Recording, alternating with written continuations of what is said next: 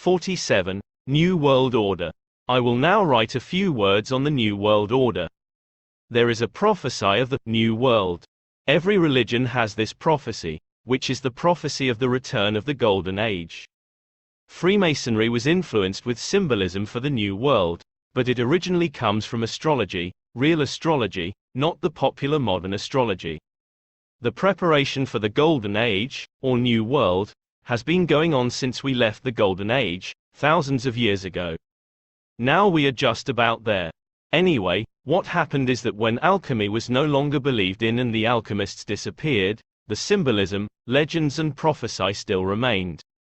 There was all this prophecy and symbolism saying that certain very wise and powerful people would initiate and oversee the transition into the New World.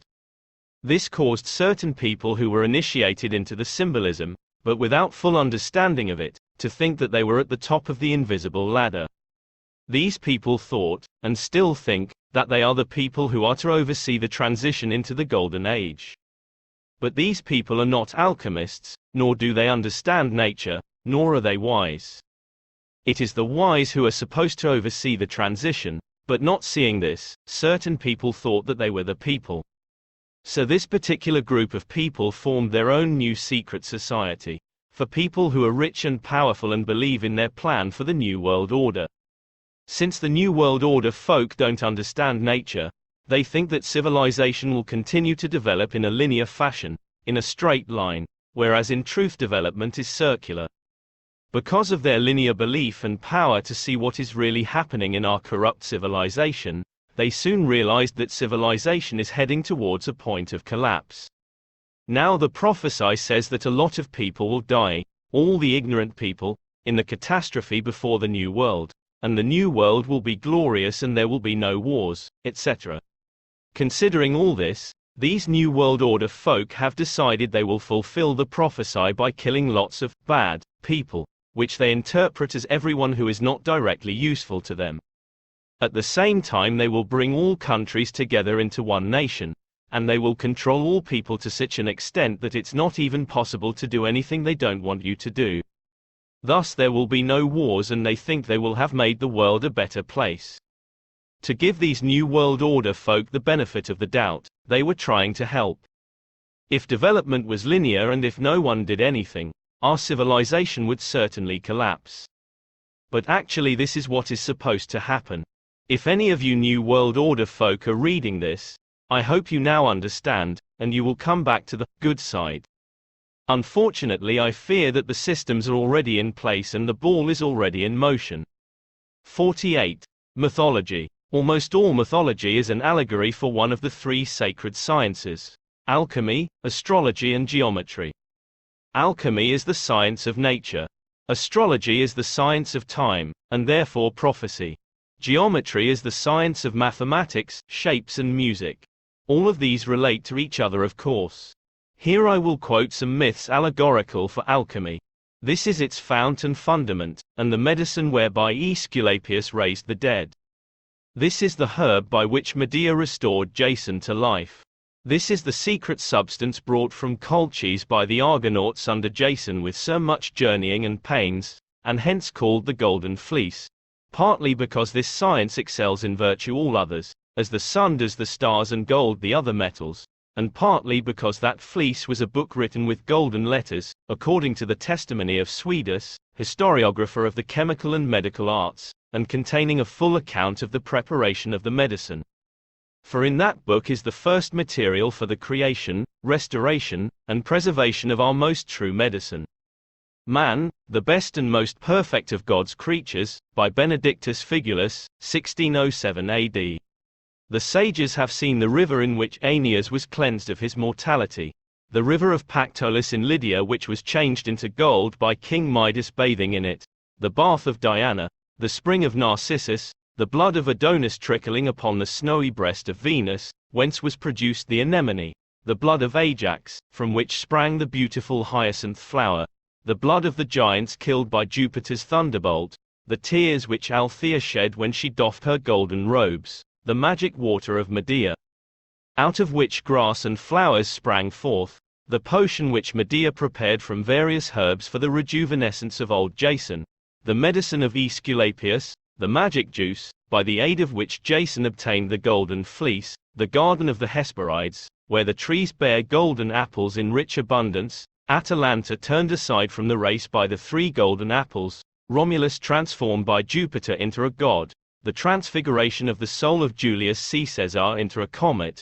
Juno's serpent, Pytho, born of decomposed earth after Deucalion's flood, the fire at which Medea lit her 7 torches, the moon kindled by Phaethon's conflagration, Arcadia, in which Jupiter was wont to walk abroad, the habitation of Pluto in whose vestibule lay the 3-headed Cerberus, the pile, on which Hercules burnt those limbs which he had received from his mother, with fire, till only the fixed and incombustible elements derived from his father were left, and he became a god, and the rustic cottage whose roof was made of pure gold. Golden Calf, by John Frederick Helvetius, 15th Ken. One of my favorites is the Greek myth of Prometheus, who stole fire from the gods and gave it to mankind. The fire, here a metaphor for the stone. The gods are those elitists who are keeping the stone only for themselves. The myth of Prometheus continues with the more well-known myth of Pandora and her box. When Prometheus stole fire from heaven, Zeus took vengeance by presenting Pandora to Epimetheus, Prometheus' brother. With her, Pandora had a jar which she was not to open under any circumstance. Impelled by her natural curiosity, Pandora opened the box jar, and all evil contained escaped and spread over the earth. She hastened to close the lid, but the whole contents of the jar had escaped, except for one thing which lay at the bottom, which was hope. Pandora's Box, by en.wikipedia.org. The myth of Pandora's box is the same as the Garden of Eden Tree of Knowledge, Tree of Life fiasco. These are both allegories for mankind leaving the Golden Age, becoming corrupt and curious, which is to say that when mankind starts being selfish, instead of living in harmony with nature and God, then things go downhill. But left in Pandora's box is hope, which symbolizes the return of the Golden Age again. Similar is the Hindu myth of Garuda, who stole the nectar of immortality from heaven and gave it to earth. This legend also includes the cycle, for Garuda made a deal with Vishnu to allow the nectar of immortality to go back to the gods after a certain amount of time, which is when it is lost again. The Garuda is the national symbol of both Thailand and Indonesia. The Garuda appears to symbolize a race of bird-like beings, who were enemies with snake-like beings. There is a lot of mythology concerning the war of the birdmen and snakemen. Mexico also has an eagle eating a snake on their flag. However, they are not aliens or shape-shifting reptilians. These myths are from the Silver Age, when 2 races of humans were at war. One race lived in the mountains and had flying machines, whereas the other race lived near the sea, and had submarines, and also flying machines. They were just different races of humancer. Another Hindu myth, the churning of the ocean. At the suggestion of Vishnu, the gods, devas, and demons, asuras, churn the primeval ocean in order to obtain Amrita, which will guarantee them immortality. This story represents the process of making the stone and the cycle of time, with it becoming hidden and free again. Now, who remembers fairy stories? Fairyland was said to be a place underground. The fairies lived a long time. If you eat their food, you can't come back. Nowadays we don't take such stories seriously, but once upon a time people really believed this stuff. Perhaps it does have something to it. The Green Children of Woolpit reportedly appeared in the village of Woolpit in Suffolk, England, sometime in the 12th century, perhaps during the reign of King Stephen. The children, brother and sister, were of generally normal appearance except for the green color of their skin. They spoke in a strange language, and initially the only food they would eat was green beans. They eventually learned to eat other food and lost their green color, but the boy died. The girl adjusted to her new life and was baptized, but she was considered rather loose and wanton in her conduct. After she learned to speak English, the girl explained that she and her brother had come from St. Martin's Land, an underground world whose inhabitants are green. 49. Frequency and planes. We, and everything we see, operate at a certain frequency, or range of frequencies, frequency band. Everything we can see, touch and manipulate is also at this same range of frequencies. There are higher and lower frequencies, which we are not aware of. Some of which are just outside our band and so we can detect them using sensitive equipment, but most of which we are unable to detect as our equipment is still made from matter at our frequency. There are many frequency bands which we are totally unaware of, since they do not interact with anything at our frequency. If you can't see, hear, smell, taste, touch, or in any way detect something, then for us it is not there. But that doesn't mean it does not exist. We take for granted that solid objects can't pass through one another. But there is no scientific or natural law which says that two things can't be in the same place at the same time. The reason why we don't see two things in the same place at the same time is simply because the forces operating from these objects repel each other. This is why we can see and touch an object, because it repels light in our hands. But an object outside of our band of frequency would not repel this object, or us, or light, electromagnetic waves, which we can detect, and so we would not detect it. Radio waves, electromagnetic waves too, are a little outside of our frequency, and so can pass through solid objects, but we can still detect them with specialized equipment, and so we use them for communications. I will call different bands of frequency which interact independently, planes. The Sun operates at a massive range of frequencies, and so exists in many different planes. The planets exist across a wide range of frequencies, but not so many as the Sun. The planets will of course appear different on the different planes. Here and now, at our frequency band, on our plane, Earth is the only planet capable of supporting life in our solar system. This is due to many factors, most notably the distance of the Earth from the Sun, and the atmosphere of the Earth at our frequency, and the abundance of water, make it perfect for life. The other planets are capable of supporting life on different planes, but not on our plane. There will also be suns and planets on higher planes, higher frequency bands, or lower planes, which we can't detect at all. On vastly higher or lower planes, the concept of suns and planets likely doesn't exist, and there will be something else, which we have no concept of. Suns and planets are also evolving to higher frequencies, through the cycles of nature, same as the development of the stone. We as humans are also evolving into higher frequencies. Actually our souls exist totally outside this whole concept of planes, which I will cover later. Meanwhile we are here, and we adopt bodies according to our spiritual development, which is just a way of saying frequency band we are tuned into. Our bodies can only exist on a planet which is capable of supporting them, which is why we are all here, because we are all tuned into this plane and so born here on Earth. The Earth is about to shift to a higher frequency. Everyone who is unable to shift their frequency with the Earth will die, since Earth will become uninhabitable for the frequency they are tuned into. But no worries, as these people will be born again on another planet which is more suitable to their development.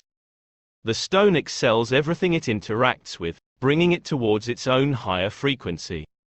All frequencies are influenced by higher frequencies, but low frequencies cannot influence high frequencies. By expanding your awareness, traditionally by meditation, or by taking the stone, you can tune yourself into a higher frequency. In the past, this has meant leaving this world for a higher plane, but since Earth is shifting into a higher frequency itself, we can stay here for a while.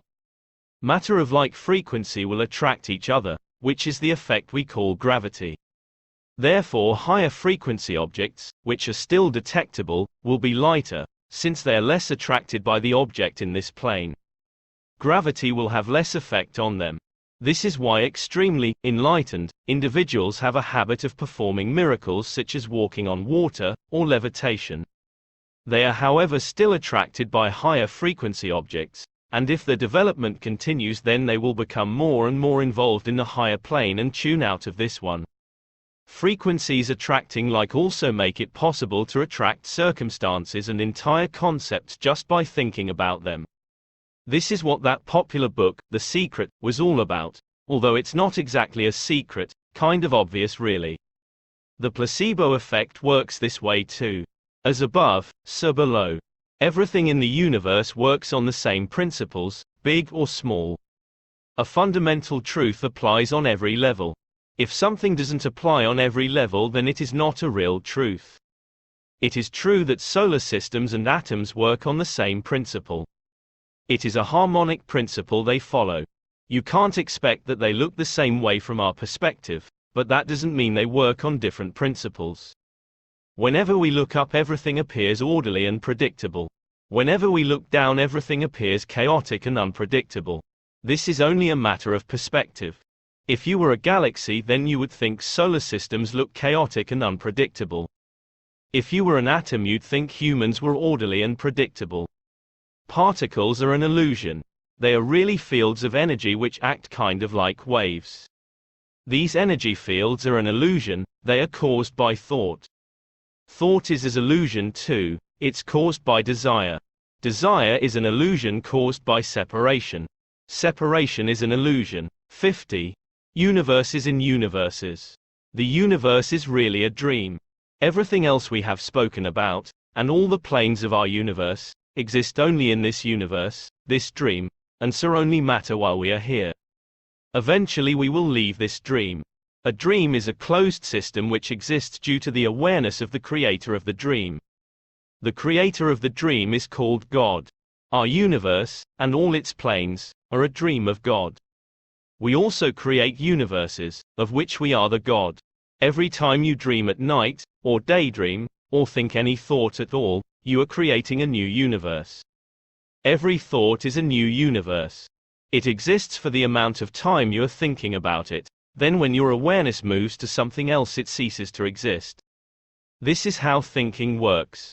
All thoughts are universes, because a universe is any closed system in which there is awareness, or just any closed system. But if there was no awareness, then it wouldn't exist, since nothing would be aware of it.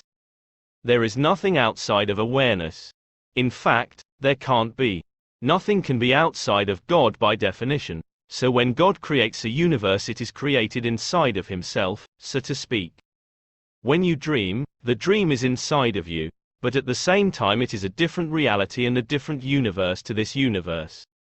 It is a universe in a universe.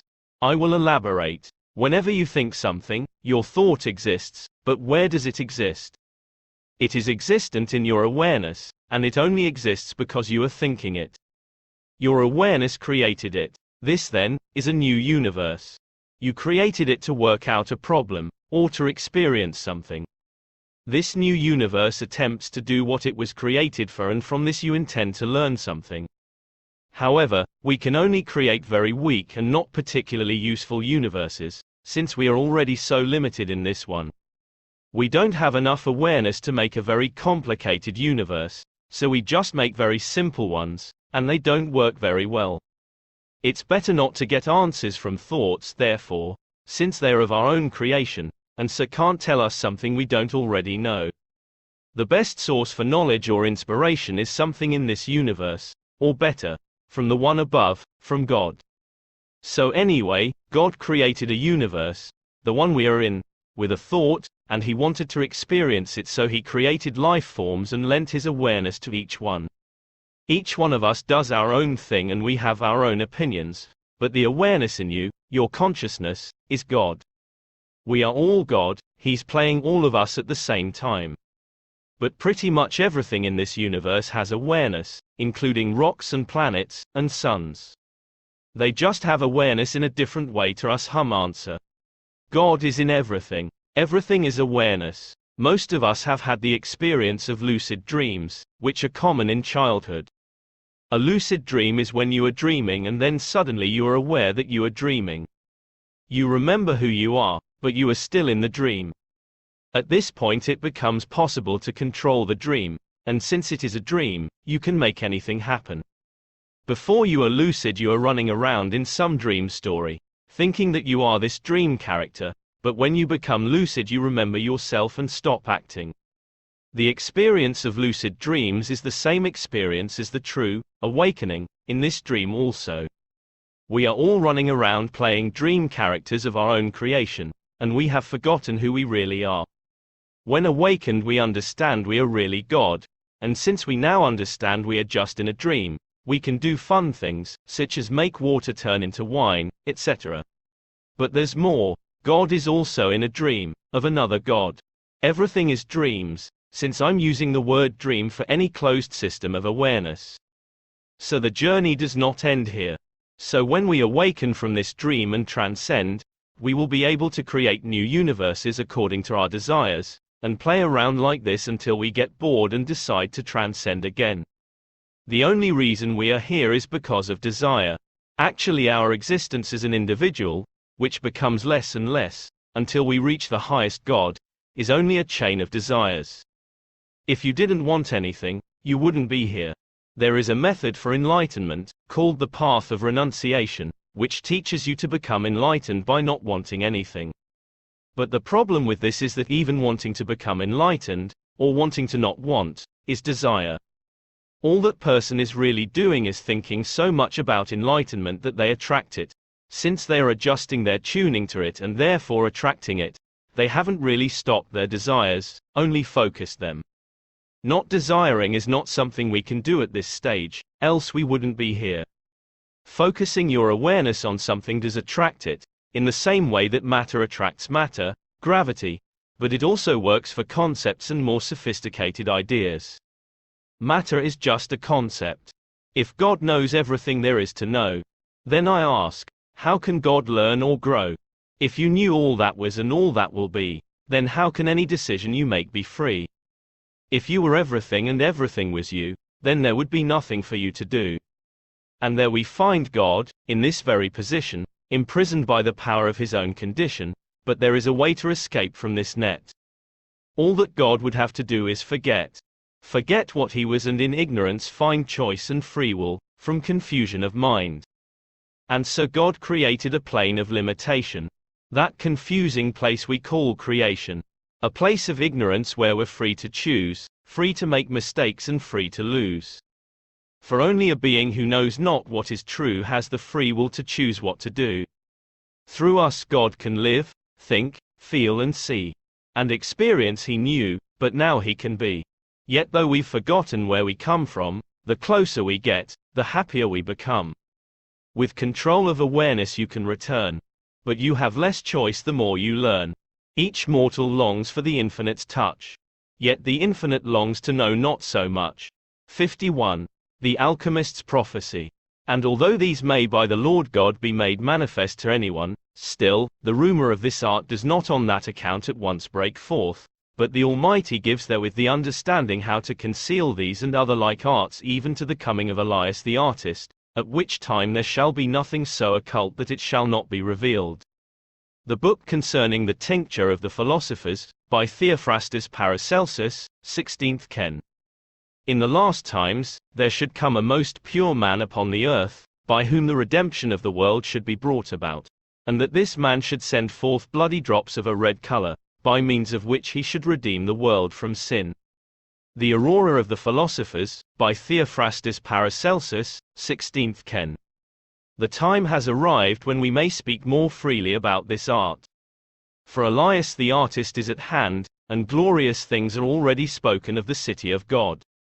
I possess wealth sufficient to buy the whole world, but as yet I may not use it on account of the craft and cruelty of wicked men.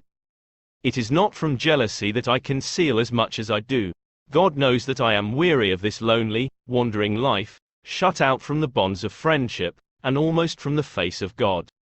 I do not worship the golden calf, before which our Israelites bow low to the ground. Let it be ground to powder like the brazen serpent. I hope that in a few years gold, not as given by God, but as abused by man, will be so common that those who are now so mad after it, shall contemptuously spurn aside this bulwark of Antichrist. Then will the day of our deliverance be at hand when the streets of the New Jerusalem are paved with gold, and its gates are made of great diamonds. The day is at hand when, by means of this my book, gold will have become as common as dirt, when we sages shall find rest for the soles of our feet, and render fervent thanks to God. My heart conceives unspeakable things, and is enlarged for the good of the Israel of God. These words I utter forth with a herald's clarion tones.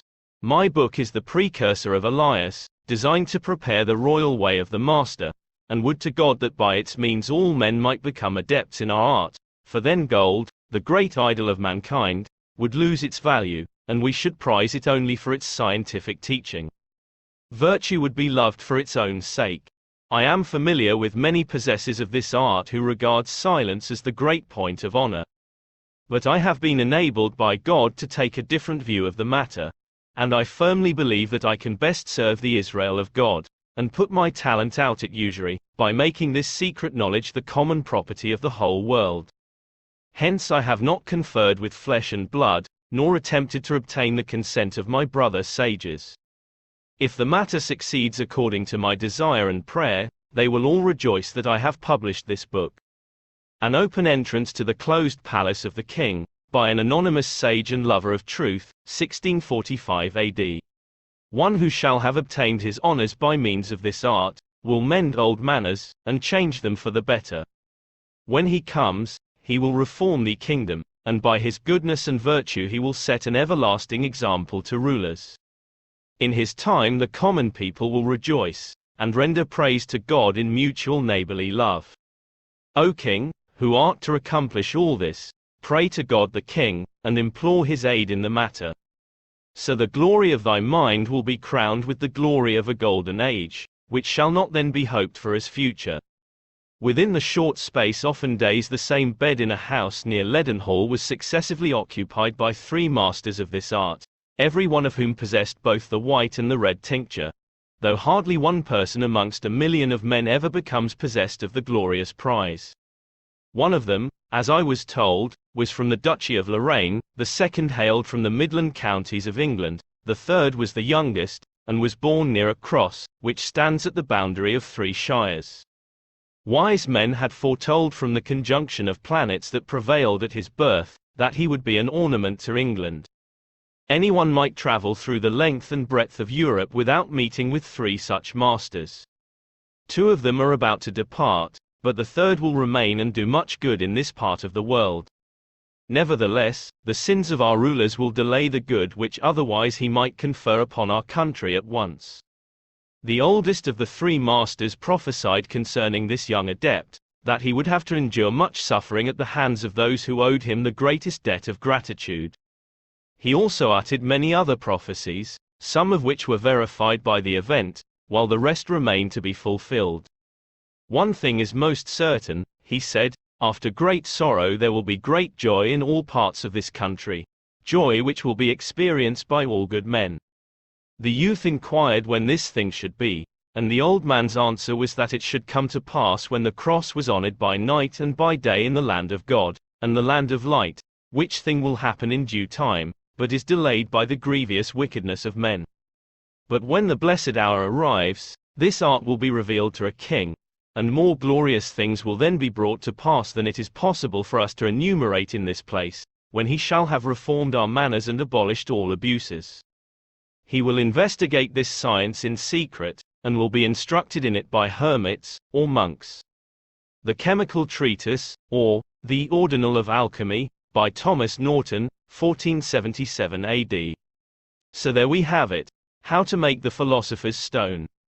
Sorry if this book seems a little rushed and my style informal, I wrote it in just 3 weeks.